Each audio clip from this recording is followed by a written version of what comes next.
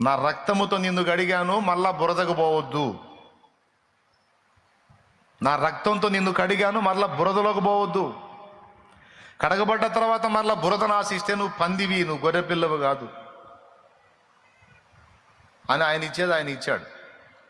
అయినప్పటికీ ఎక్కడన్నా నీ ప్రయాణములు ఎక్కడన్నా నీకు మరకంటితే, మురికంటితే, బురదంటితే, అంటే ఏదన్నా దోషము నీ వల్ల నీకు తెలిసి తెలియక జరిగితే భయపడవద్దు. శత్రువు వస్తాడు, నిన్ను శోధిస్తాడు, కృంగదీస్తాడు, కృంగిపోవద్దు. మరి ఏం చేయాలంటే, ఇదిగో నా రక్తమును ఆశ్రయించి కడిగేసుకో. రక్తం ఉంది కదా అని పాపం చేయొద్దు. పొరపాటున పొరపాటున పొరపాటున పొరపాటున జరిగితే నా రక్తము నీ కొరకుంది, రక్తం ఉంది కదా అని బరిదెగించొద్దు. రక్తం ఉంది కదా అని విచ్చలవిడి జీవితంలోకి వెళ్ళొద్దు.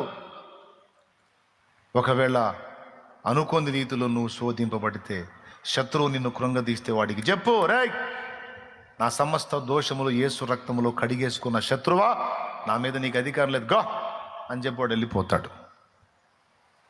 ఎందుకంటే వాడు మనల్ని ఎనీ టైం టార్గెట్ చేస్తాడు కాబట్టి వాడితో కూడా నువ్వు మాట్లాడాలి.